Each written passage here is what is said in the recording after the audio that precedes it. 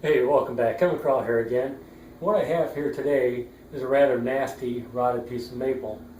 You can see there's some toxic shrooms growing off the sides of it. I'll probably end up hallucinating by the end of this video. Well, probably not, but you never know. But what I'm getting out of this rather nasty piece of wood is this wonderful spalting that's happening on the side of the log. Hopefully this log here will produce the same kind of spalting. We won't know until we get into it. So what I'm going to do is break down this log into as many usable pieces as I can get. I have a couple projects in mind, so hopefully you'll be seeing this intro a couple times at least. So you know the drill. Just sit back, relax, and enjoy the turning. Thanks again for watching.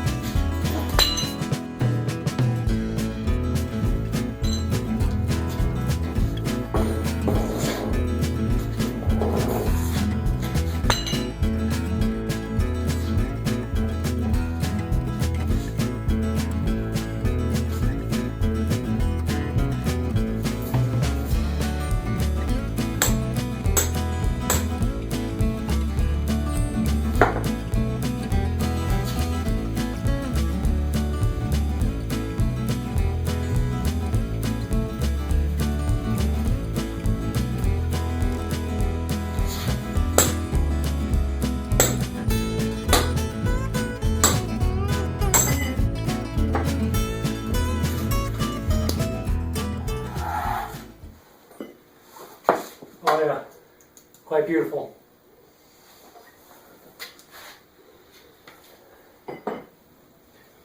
One project I want to do is a square plate. That'll be for this slab here. The other project will be a natural edge shell dish. I think this will work just fine.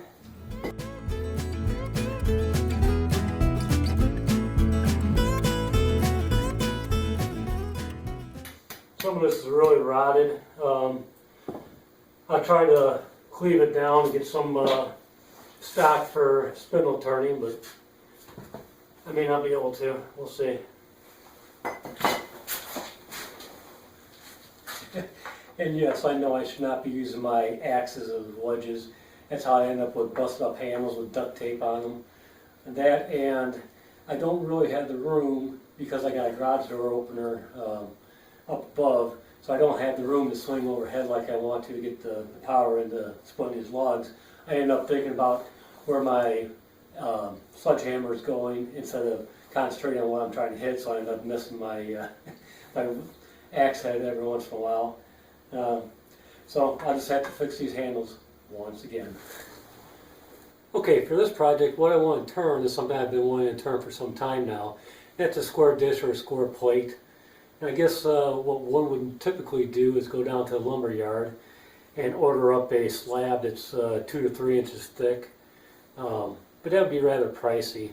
So what I'm going to do is turn it from green lumber. Well, what once was green lumber. This is pretty far gone from green, but it's still wet. So to get started, what I'm going to do is rough out a 8-inch by 8-inch square. And I'm going to first rough out the center line here.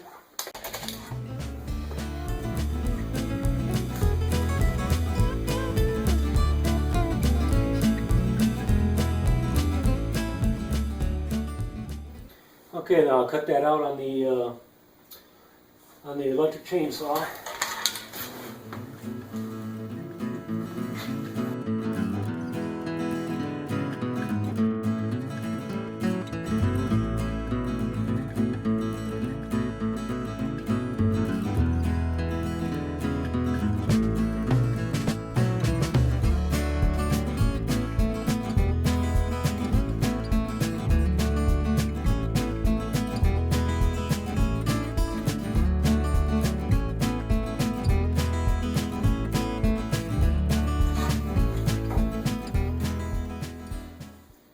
I'll connect the corners to find the center point.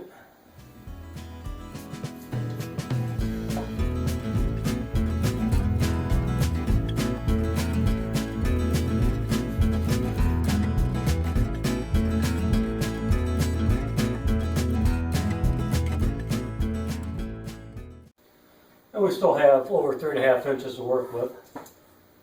Yeah, a little over 3. So that should be plenty. I'm going to go ahead and knock the bark off too, just to make it a little easier. It's not really necessary.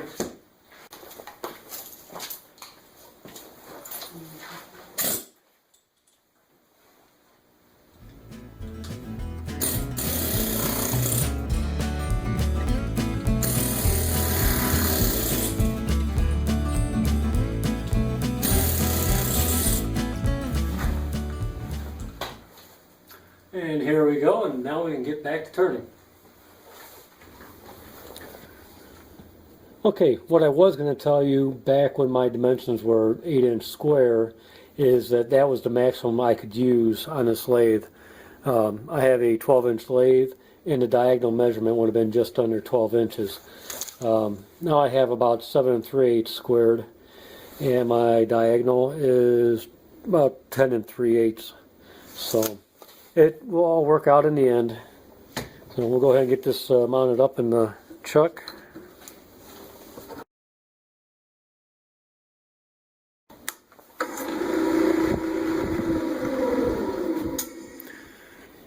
Okay, let's get to turning.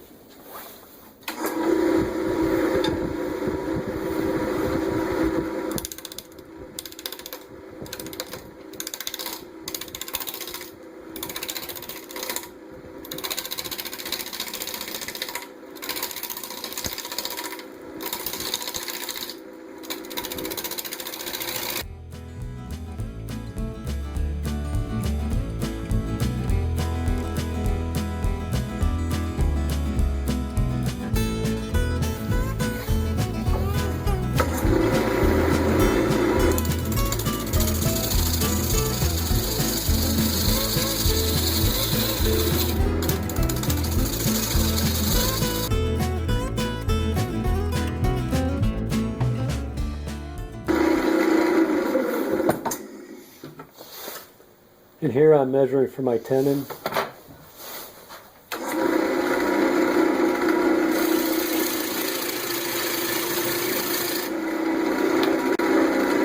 As you can see, as I'm starting with my tenon, I'm only making contact with one side of my calipers. If both sides at the same time, it causes effect.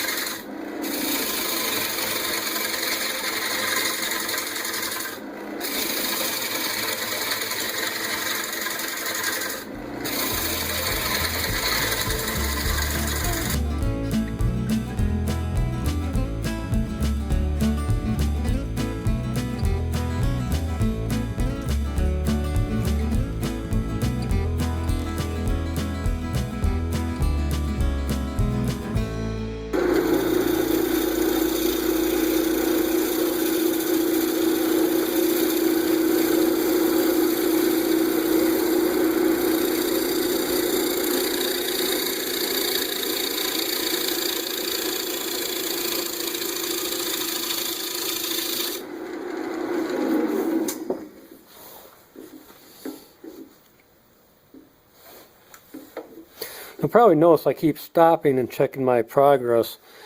I'm checking for the shape, and I'm also trying to get a read on the spalting to see if I could kind of predict the pattern it's going to end up with.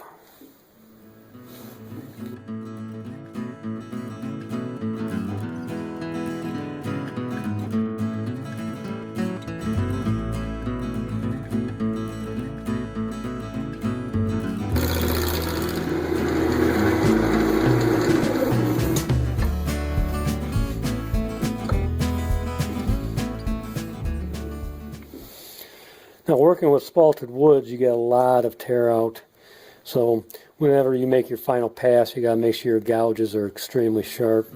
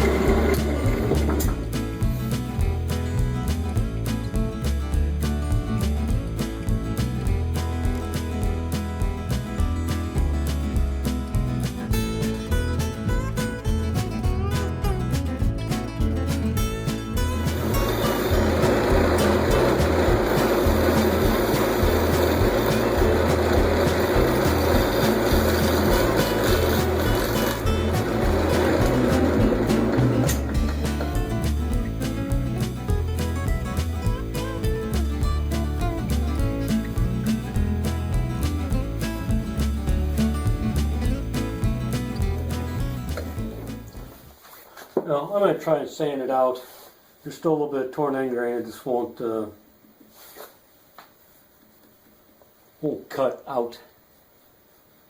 But that's part of the problem when you're dealing with punky wood. It's so soft, it just doesn't want to cut. So we'll see what sanding does.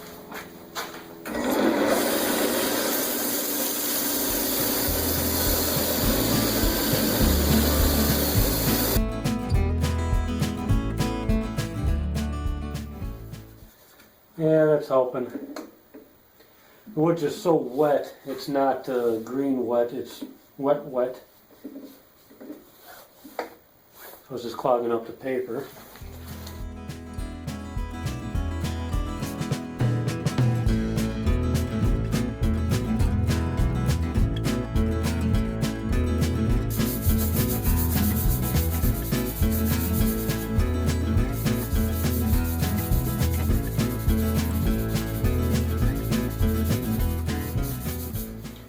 Okay, I just finished up a little bit of hand sanding. I got most of the end grain, the torn end grain taken care of. When you're working with spalted woods, it's rotted wood. So you're always going to have some amount of tear out. You can't completely isolate it, but you do your best on it. So we'll go ahead and get this reverse mounted and we'll turn the inside of it. Typically I would not have finished the outside of the bowl, or plate in this case, before I reverse mounted it. Normally it won't run true once you reverse mount. And you can see it's running a little bit out, but it's not horrible. So we'll go ahead and live with it. One of the reasons why I finished it is I was getting a little bit thin on my tips here. And you might think that's going to be a problem. I want it a little bit thicker like this, but stick with me. We'll make it work. I have one trick at the end that I'll show you. So we'll go ahead and get the inside turned.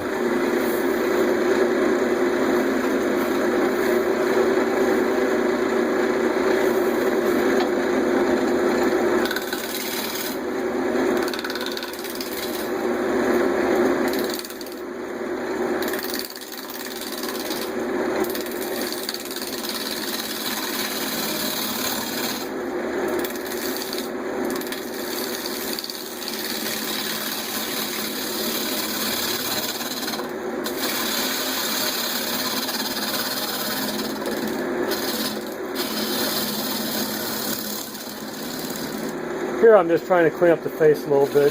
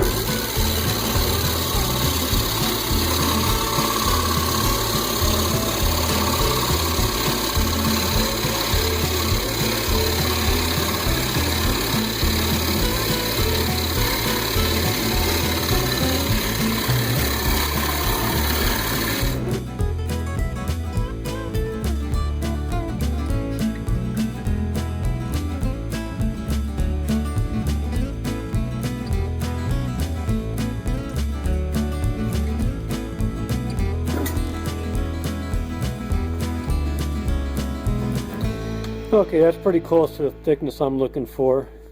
So I'll go ahead and switch to a freshly sharpened gouge for my final passes.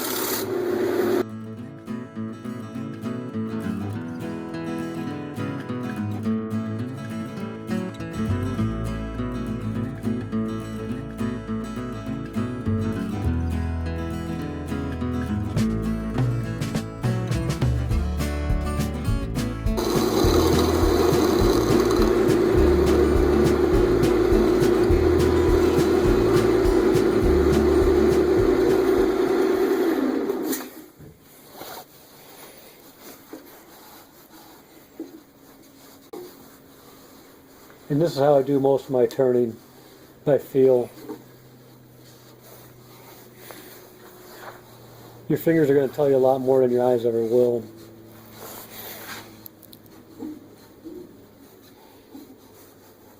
Just right past there.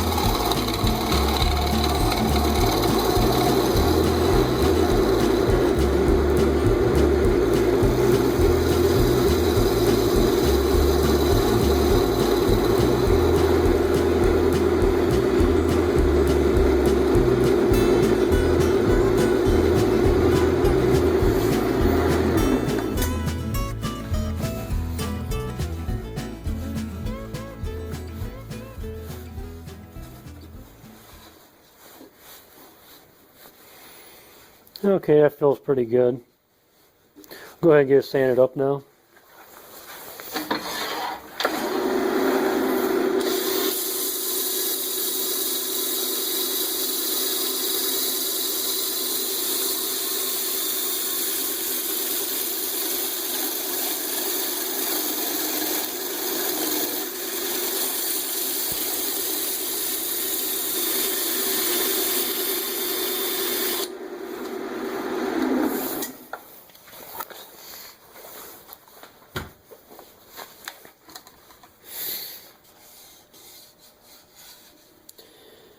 Yeah, it feels pretty smooth.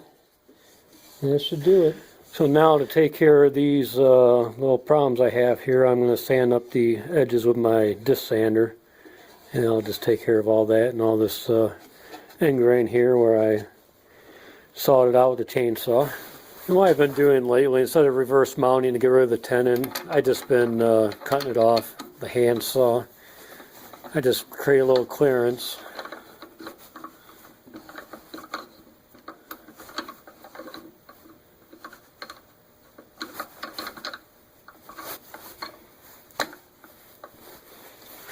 Since I'm going to have to sand it down anyway, I'm doing a wet turning, so it's going to warp.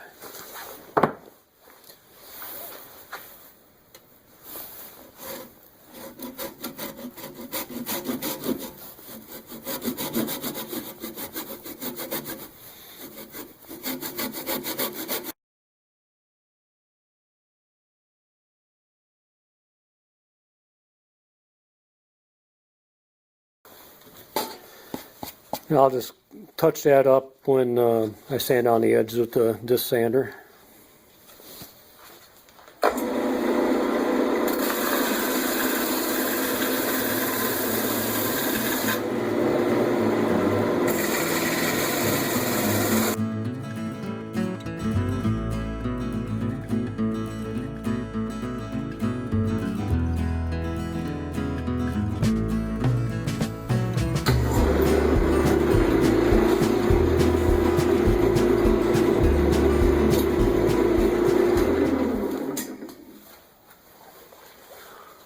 what I'll do, I'll just keep sanding down the sides and try to keep it even, and just keep sanding until I get rid of these flats.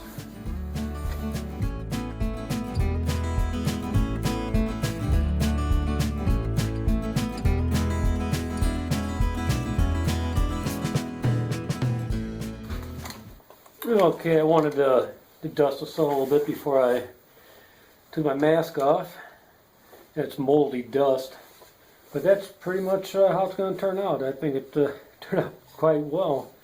I have to do some final sanding on the edges and on the base after it dries, and I'll do some warping here in the bottom, but yeah, I really like it.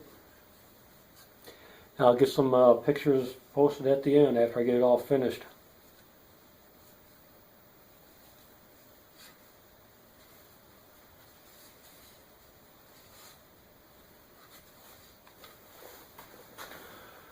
Oh, it's getting awfully late in the evening. I just realized you couldn't see anything of what I was doing when I was sanding. So what I was doing was just holding it up flat like that, rotating it, and just kept sanding until I got rid of all those flats on the edges. Sorry about that. Well, here's the finished plate. Hope you like it. Now, as usual, I finished it with 2 applications of Danish oil finish and then buffed it out. Well, I hope you enjoyed this video. If so, please hit the like button and please subscribe to my YouTube channel. So, until next time, thanks again for watching.